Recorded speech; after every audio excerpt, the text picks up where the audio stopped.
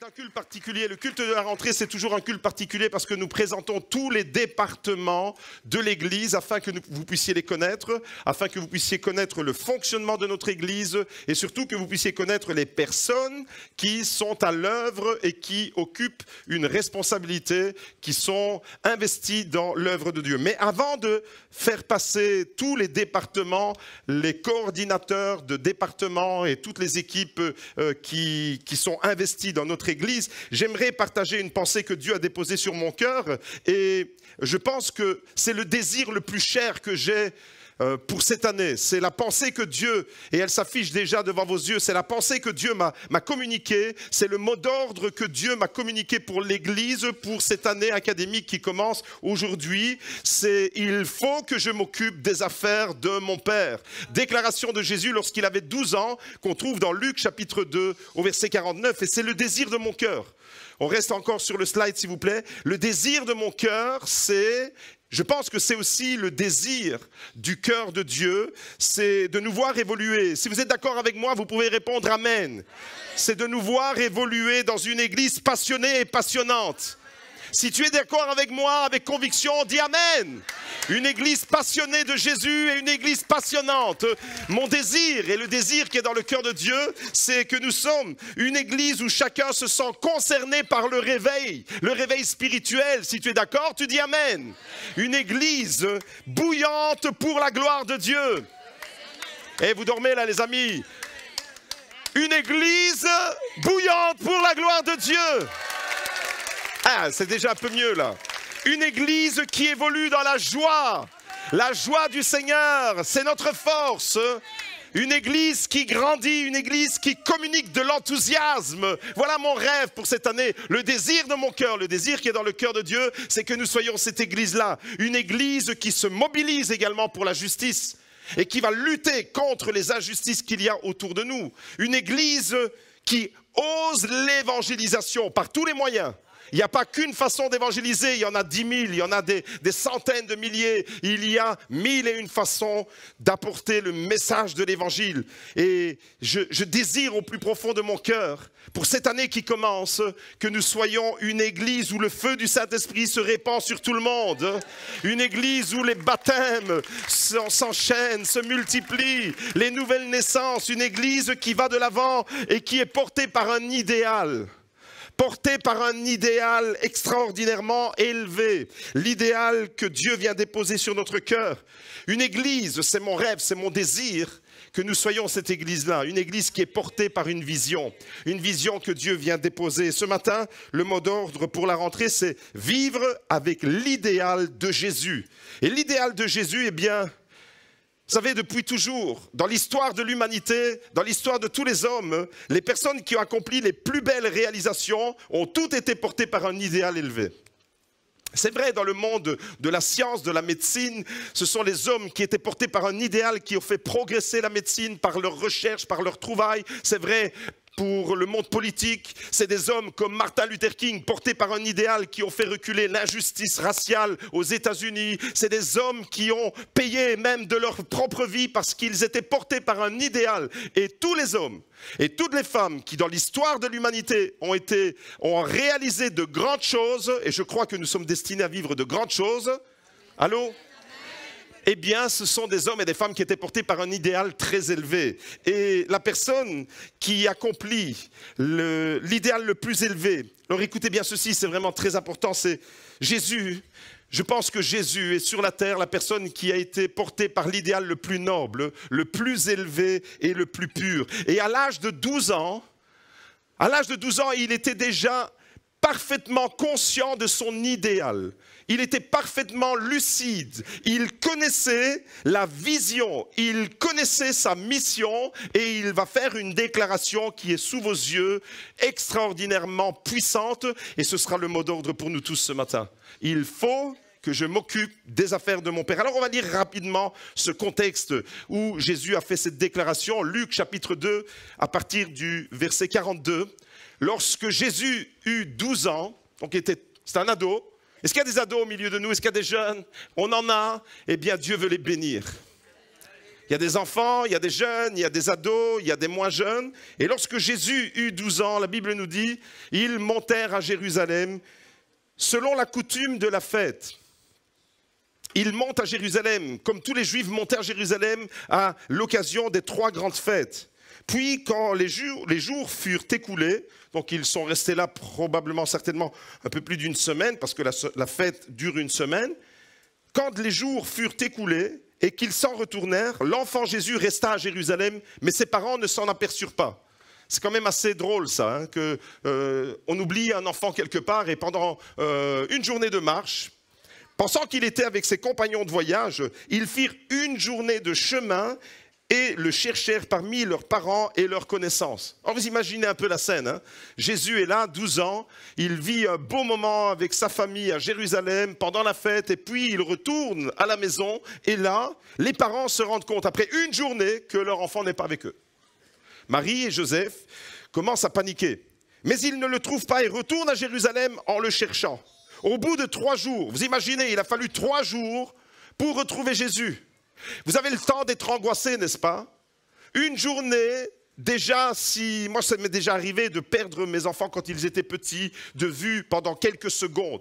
Et mon cœur a été envahi de panique directement. J'imaginais que des extraterrestres étaient venus les enlever. J'imaginais le pire scénario, je me souviens de Daniel à Tonelapil, il était caché derrière un petit bateau et on ne le voyait plus. J'imaginais qu'il était déjà entre les crocs d'un requin. J'imaginais le pire scénario.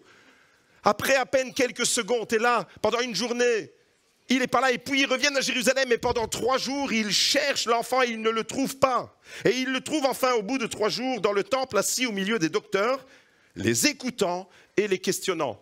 C'est-à-dire les rabbins de l'époque. À 12 ans, il était en train de s'entretenir avec eux. Tous ceux qui l'entendaient étaient surpris de son intelligence et de ses réponses. Quand ses parents le virent, ils furent saisis d'étonnement. Sa mère lui dit, « Enfant, pourquoi nous as-tu fait cela ? Voici que ton père et moi, nous te cherchions avec angoisse. » Et on peut comprendre l'angoisse qu'il y avait dans le cœur de Marie, la maman de Jésus, pendant 3 jours, et pendant même 4 jours, puisqu'il y avait une journée. Entre-temps, ils n'avaient plus vu leur enfant. Qu'est-ce qu'il est devenu, mon enfant, pendant ces jours? Je vais m'adresser à toutes les mamans qui sont angoissées ce matin. Si vous avez un enfant qui vous angoisse, rassurez-vous, Jésus a mis l'angoisse dans le cœur de ses parents aussi. Si vous avez un ado, et souvent les parents sont angoissés par rapport à la vie de leurs enfants, eh bien, Jésus en a fait autant avec ses parents. Mais voici la réponse que Jésus va donner à Marie, sa mère, au verset 49. « Pourquoi me cherchez-vous ? Ne savez-vous pas qu'il faut que je m'occupe des affaires de mon père ?»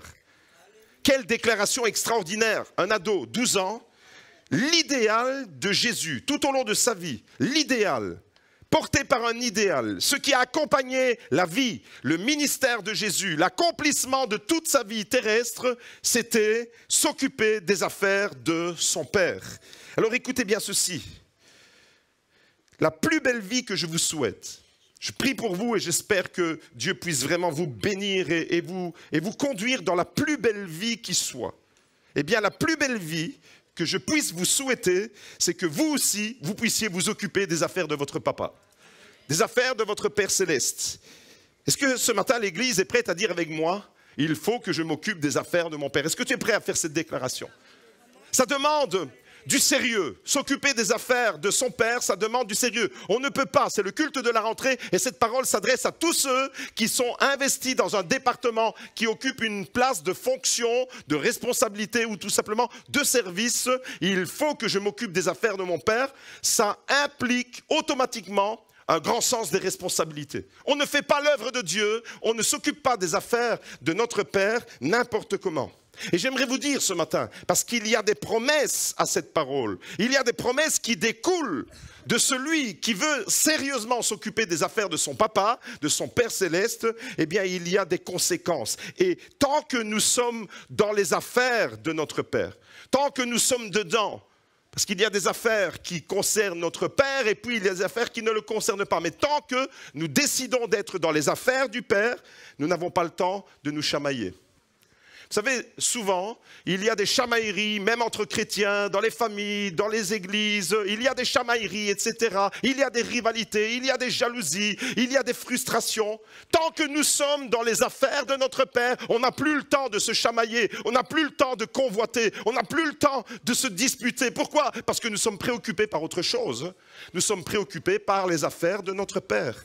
Il est donc question de priorité, il est question d'un grand sens de responsabilité, mais il est vraiment question, où places-tu ta priorité? Dans l'exercice de ta vie, dans tout ce que tu vis au quotidien, du matin au soir, pendant 365 jours par an, où mets-tu ta priorité? Jésus avait mis sa priorité dans les affaires de son Père. Et c'est la raison pour laquelle il est surpris quand il dit à sa mère, mais pourquoi me cherchez-vous? Ne savez-vous pas que je dois m'occuper? Il y a une nécessité. Et j'aimerais vous dire alors que tant que nous sommes dans les affaires de notre Père, nous n'avons plus le temps pour des bêtises. Nous n'avons absolument plus le temps pour des bêtises. Des fois, on me dit certaines choses, c'est comme si on m'avait rien dit, parce que j'ai même pas envie de perdre mon temps pour un certain nombre de bêtises qu'on me dit. J'ai plus envie que mes oreilles soient polluées. Cette année-ci, je veux déclarer une année pour les affaires de notre Père. Une année où on n'aura plus le temps. On n'aura plus le temps des pécadilles.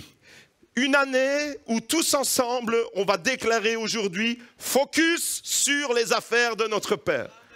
Le focus, la concentration de nos cœurs. Et ce matin, j'aimerais vous dire que lorsque vous vous occupez des affaires de votre Père, la bonne nouvelle, c'est que votre Père s'occupe de vos affaires. Je l'ai expérimenté tout au long de ma vie chrétienne. Tant que j'ai mis en priorité les affaires de Dieu, tant que j'ai mis en priorité les affaires du Père, même mes soucis familiaux, même les moments de galère que j'ai pu traverser, c'est Dieu qui s'occupe de mes affaires, pour autant que moi je m'occupe de ses affaires. Alléluia!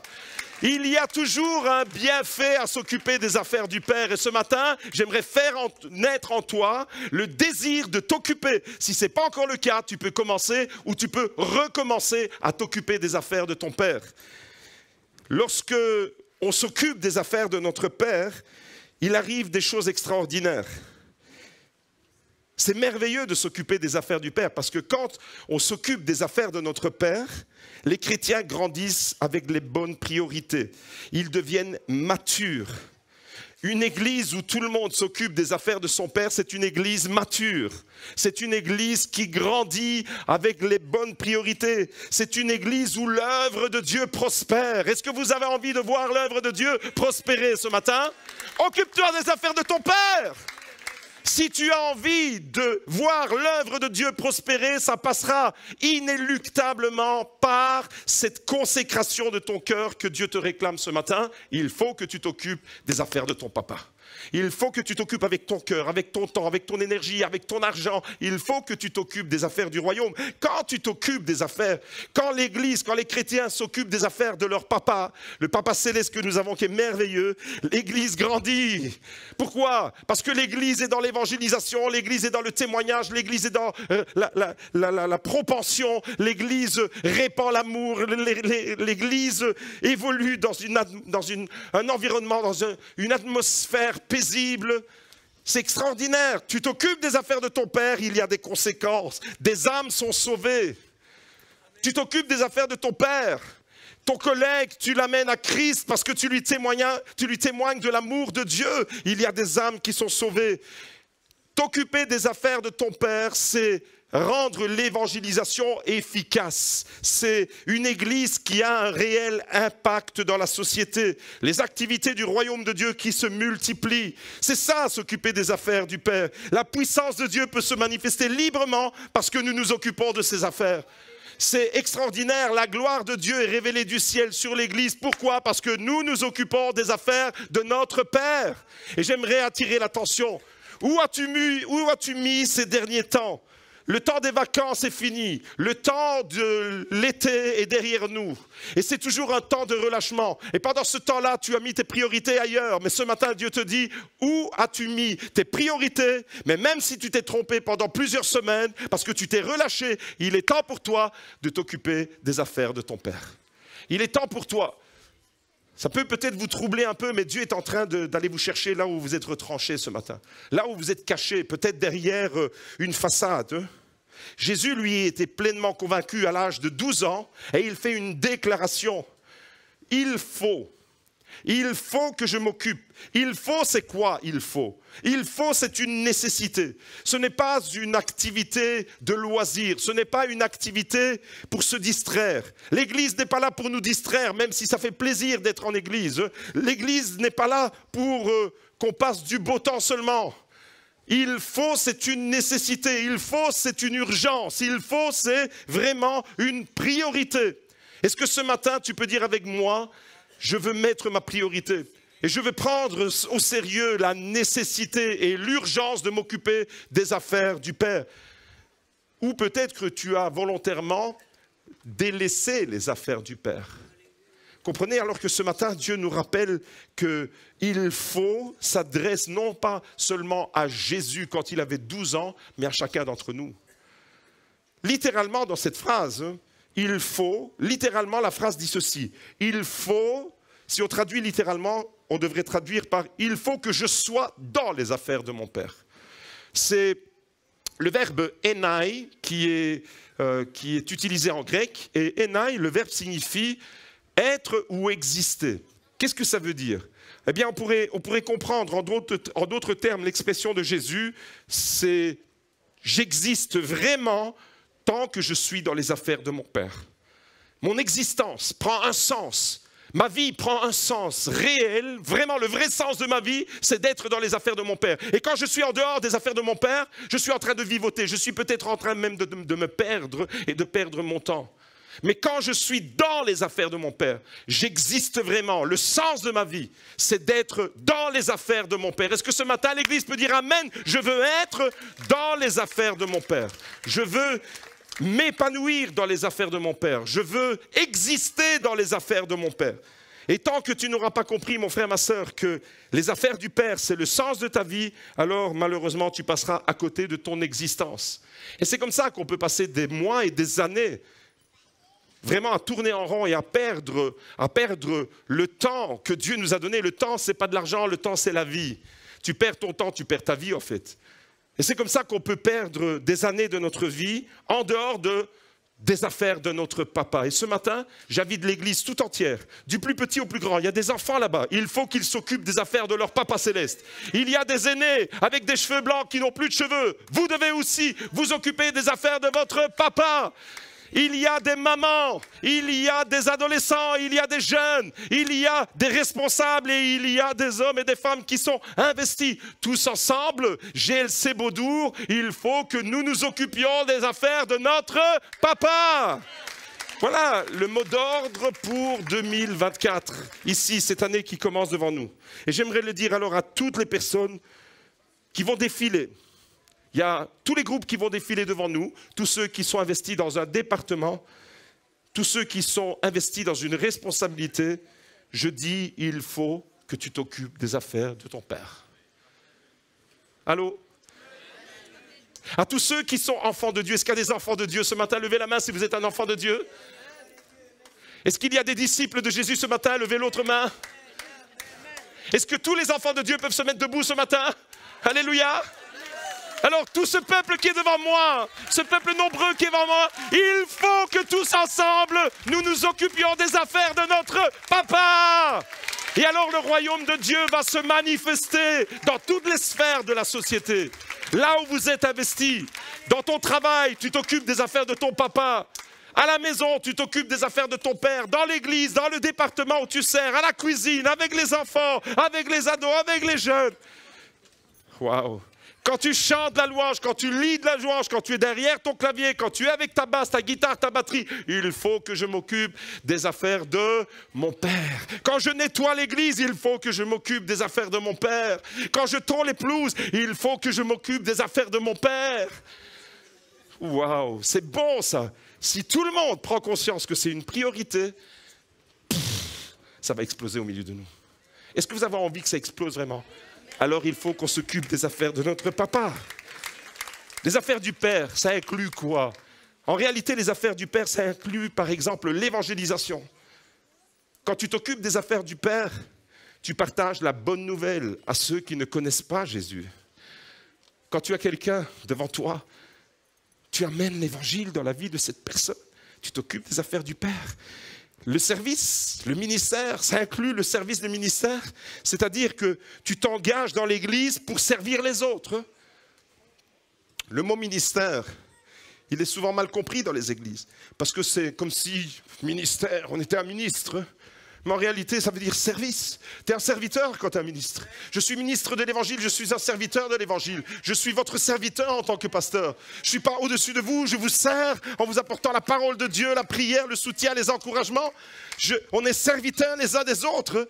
Et quand on a compris ça, alors on est dans l'esprit de l'Évangile, on est dans l'esprit de Jésus, on est dans l'esprit de « il faut que je m'occupe des affaires de mon Père ». Le service, la prière. La prière, c'est intercéder pour les besoins de l'Église et pour les besoins du monde. Il faut que je m'occupe des affaires de mon Père dans l'évangélisation, dans la prière, dans le service, dans la sanctification, c'est-à-dire veiller à mon cœur, à mes paroles, à mes pensées, à mes actes au quotidien.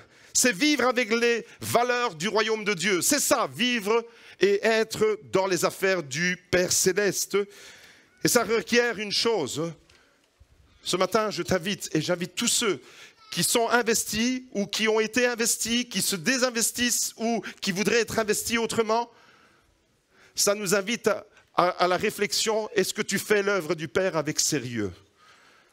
Ou est-ce que tu fais l'œuvre du Père comme ça, en dilettante, en prenant les choses à la légère? Bon, on met les priorités ailleurs, mais bon, pour l'Église, c'est bon comme ça.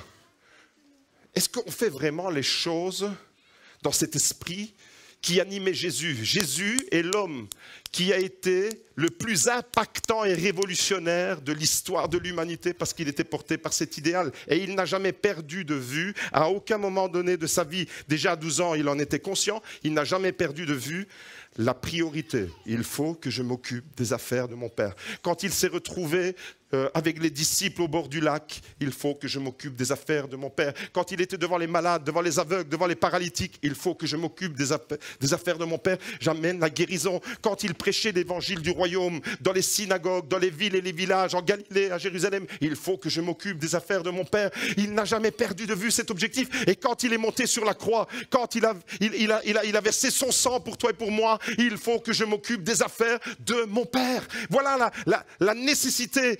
Pour Jésus, c'était une évidence. Et ce matin, je veux vraiment faire une exhortation à l'Église. Culte de la rentrée, on ne pourra pas entrer vraiment dans cette année avec la faveur et la bénédiction de Dieu si on n'a pas intégré cette nécessité. C'est comme ça que je vous invite à entrer dans la nouvelle année. Avec cette nécessité, il faut que je m'occupe des affaires de mon Père. Et ce matin, j'aimerais te dire, si tu veux faire une percée dans ta vie personnelle, si tu veux faire une percée dans ta vie spirituelle, si tu veux voir du changement, si tu ne veux plus patauger et vivre une existence médiocre, alors fais des affaires de ton Père une priorité. Fais des affaires de ton Père Céleste une priorité. Mais vraiment, fais cette prière et je vais faire déjà un appel maintenant alors qu'on est au début du culte. Je vais déjà faire un appel maintenant. Pour tous ceux qui veulent faire des affaires de leur papa une priorité, je vous invite à vous tenir debout ce matin. Parce qu'on va commencer par la prière et la consécration.